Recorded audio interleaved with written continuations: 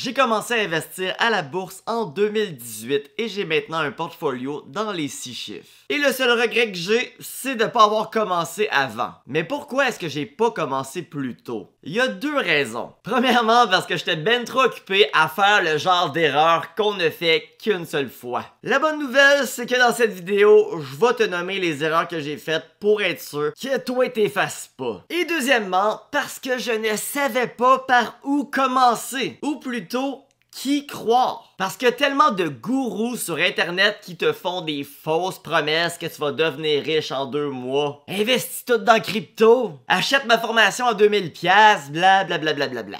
Et devine quoi? J'ai acheté 0 formation. J'ai jamais investi dans crypto et je suis pas devenu riche en 2 mois. Par contre, j'ai aujourd'hui un portfolio qui grossit sans cesse et ce, à chaque jour. Et je sais pertinemment que d'ici quelques années, je vais être dans le club des millionnaires. Et ça, sans avoir pris de risques stupides. C'est-à-dire, sans avoir été chanceux. Mon nom est Miguel Wolf et voici ma vidéo qui s'intitule Comment investir en bourse, mon guide du débutant complet.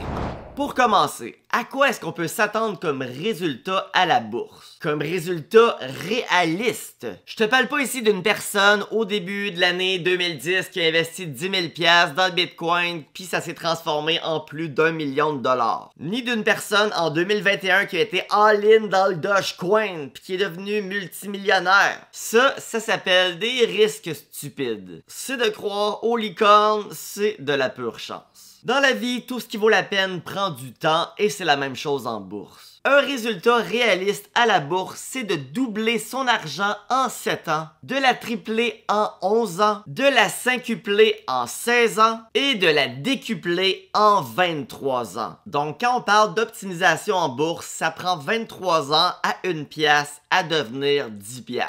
Dit comme ça, je sais, ça paraît long. Mais pense à 100 000$ investis pendant 23 ans. T'es rendu millionnaire. Ça fait 900 000$ de profit pendant ces 23 ans. Ça, c'est comme si ton argent avait fait 39 130$ par année et ce sans rien faire avec un investissement initial de 100 000$. Mais comment faire pour aller chercher un résultat comme celui-ci? Si on parle en termes de pourcentage, les chiffres que je viens de te nommer, c'est en utilisant un exemple de 10% de profit par année. Donc la question ici, c'est comment faire pour aller chercher 10% de profit par année? Et c'est légitime comme question. Les gens au Québec manquent énormément d'éducation financière. Ce que les gens vont faire la plupart du temps, c'est de laisser la banque gérer leur argent, donc leurs investissements. Comme par exemple, prendre un certificat de placement garanti à 2-3% par année. 3% par année. Savais-tu qu'avec un pourcentage de profit aussi faible, avec un investissement de 100 000$, 23 ans plus tard, t'as même pas encore doublé ton argent. Tu l'as presque doublé. Tu te retrouves avec 199 200$. Oui, t'as bien compris, à 3% par année, ça prend 23 ans, presque doubler ton cash. Alors, les certificats de placement garanti, à moins d'être rendus dans la soixantaine, à mon avis, c'est un gros non. Les autres façons que je vois souvent les gens investir leur argent, c'est via des conseillers financiers. En passant, les amis, je ne suis pas un conseiller financier. Tout ce que je vous dis dans mes vidéos, c'est selon mes expériences et mes études personnel. Et sais-tu quoi? Je suis fier de pas être un conseiller financier. Parce que je veux pas l'être. Parce que la plupart du temps, je les trouve malhonnêtes. Puis je les comprends. Ils veulent t'avoir comme client. Ça serait pas très profitable pour eux de te dire ouais, en fait, t'as pas vraiment besoin de mes services. Fais juste investir par toi-même dans les S&P 500, c'est super facile à faire. Écoute, je reçois énormément de messages de mes abonnés et voici ceux qui me fâchent le plus. Mais juste avant, on a dépassé les 10 000 abonnés sur YouTube. Un gros merci à tout le monde, ça fait chaud au cœur. Si tu peux liker cette vidéo, quand on dépasse le 200 likes, un gros merci à tous, ça m'aide énormément. Bon, comme je disais, les messages qui me fâchent le plus de mes abonnés, c'est quand ils tentent de quitter leur conseiller financier pour simplement investir par eux-mêmes. Exemple dans le S&P 500. Parce que vous ne savez pas quoi leur répondre. Et j'aimerais tellement ça les démolir avec leurs arguments de marde. Voici la tentative d'une conseillère financière qui chargeait en passant 3% de frais de gestion. 3%, oui. Coucou madame, je te suggère d'en garder une bonne partie dans un placement géré et en prendre une partie pour gérer toi-même, surtout avec le montant que tu as placé. Tu as quand même fait 13% de rendement cette année et tu as un profil d'investisseur équilibré. C'est très bien. Non, 13% de rendement par année sur un marché qui fait 22%, c'est pas très bien, c'est mauvais. Quelqu'un qui connaît beaucoup sur la bourse et tout, ça peut être intéressant d'investir par soi-même, mais je te dirais que sur le long terme, quelqu'un qui connaît moyen ça et qui n'a pas full de temps à consacrer à ça, c'est très différent. Ici, on a une fausse tentative de dire que d'investir par soi-même dans le S&P 500, ça demande beaucoup de temps et que c'est difficile. Non. Et le S&P 500, nous avons un fonds qui lui ressemble beaucoup. Ok, mais pourquoi je voudrais un fonds qui y ressemble? Pourquoi ne pas juste investir dans le fonds? Ça, c'est comme je te dis, hey, je veux acheter du Pepsi, puis tu me dis, non, non, là, nous, on a un bon cola choix du président. Mais la cerise sur le sundae, c'est ici. Toutefois, avec les gestionnaires en arrière qui peuvent réagir et prendre des décisions si jamais il faut réagir. Comme si le S&P 500 n'était pas déjà géré par des grands professionnels. Une équipe de gestionnaires 100 000 fois plus qualifiés qu'un leur petit fonds de marde qui tentent d'imiter le S&P 500 parce qu'au fond, ils n'ont pas le droit de simplement dire à leurs clients « Investis directement dans le S&P 500 ». Bon, ici on a quoi? On a un conseiller qui écrit des beaux paragraphes sans faute qui tente de faire croire qu'il est indispensable et qui sacre probablement chez eux en écrivant sur son clavier ces beaux paragraphes parce qu'il veut pas perdre son 3% de frais de gestion qu'il fait sur ce client-là. Ah oui, le 3% de frais de gestion. Ça veut dire quoi ça exactement? Ça veut dire que chaque année, il va prendre 3% de tout ton gâteau. Que tu gagnes ou que tu perdes. Écoute ça là. Disons que tu investis 110 000 $ avec lui et au bout d'un an, il te fait perdre 10 000 $. Donc, t'es rendu à 100 000. Ben, le conseiller va quand même te prendre 3 000 $. Il va te rester 97 000. Puis l'année d'après, même principe. J'ai fait du beau travail, on se revoit l'année prochaine pour un autre 3%. Bon, oui, je sais, la vidéo est longue, mais tout ça, je pense, c'est un aspect...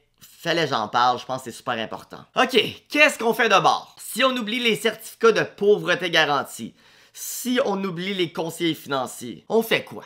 On investit soi-même sur une plateforme d'investisseurs autonomes. Si tu sais pas c'est qui Warren Buffett, ben premièrement, bienvenue en ville. C'est le dieu des investissements. Du haut de ses 94 ans et de toute sa sagesse, il continue de dire la même chose et ce depuis maintes années. 99% des gens devraient simplement s'en tenir à investir dans un fonds qui représente le S&P 500. C'est tout. Il a même fait en 2007 une petite gageure de 1 million. Il a proposé à n'importe qui, là. N'importe qui. À quiconque qui pensait qu'elle allait être capable sur une période de 10 ans de battre le rendement du S&P 500. Une belle petite gageure d'1 million. Et saviez-vous quoi? Il y a une seule personne qui a eu le courage, ou plutôt la naïveté d'accepter la gageure, puisqu'évidemment, ben, il a perdu. S&P 500, 1, conseiller financier, 0. Mais si toi, t'es vraiment débutant, là, depuis tantôt, tu m'entends parler de S&P 500, tu dois te demander, c'est quoi ça, là? C'est une donnée qui s'appelle un indice boursier. Et cette donnée représente les 500 plus grandes compagnies des États-Unis. Et depuis des décennies, cette donnée a fait en moyenne 10% de rendement par année. J'ai bien dit c'est une moyenne, là. Ça veut pas dire que ça fait 10% à chaque année. Ça se peut même que parfois t'aies des années perdantes. Ben oui. Mais sur le long terme, ça fait 10% de moyenne. Je te mets ici là, un beau graphique du S&P 500 et je te mets ici les données des dernières années. Ça va donner une bonne idée à quoi tu peux t'attendre comme rendement. Et on peut investir dans ce qu'on appelle des fonds indiciels. Un fonds indiciel, ça représente un indice boursier tel le S&P 500. Ça veut dire que quand tu achètes une action d'un de ces fonds qui représente le S&P 500, tu investis simultanément dans 500 500 parts de compagnies américaines. Donc, dans ce fonds, tu possèdes par exemple un pourcentage de Apple, un pourcentage de Tesla, un pourcentage de Microsoft, un pourcentage de Nvidia et ainsi de suite pendant 500 compagnies. Et en plus, le fonds est géré par des professionnels. Donc, parfois, il enlève des compagnies, il en ajoute d'autres, ainsi de suite. Et Warren Buffett dit que 99% des gens devraient simplement s'en tenir à investir là-dedans. Pourquoi? Parce que c'est super simple et facile à faire. Tu peux avoir un quotient intellectuel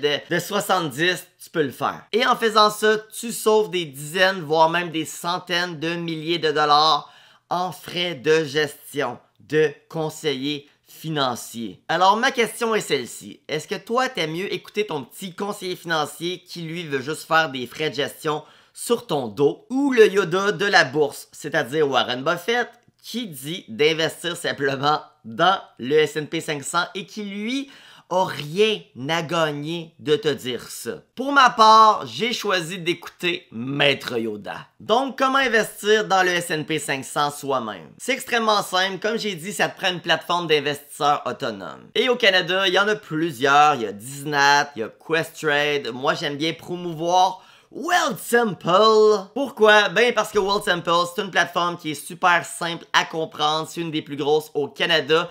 Et si tu te crées un compte et déposes 1 pièce, tu vas faire 25 pièces gratuitement. Moi aussi, je reçois 25 pièces. Alors, un gros merci à tous ceux qui le font. Mais il faut bien sûr que tu utilises mon lien qui est dans la description du vidéo en commentaire.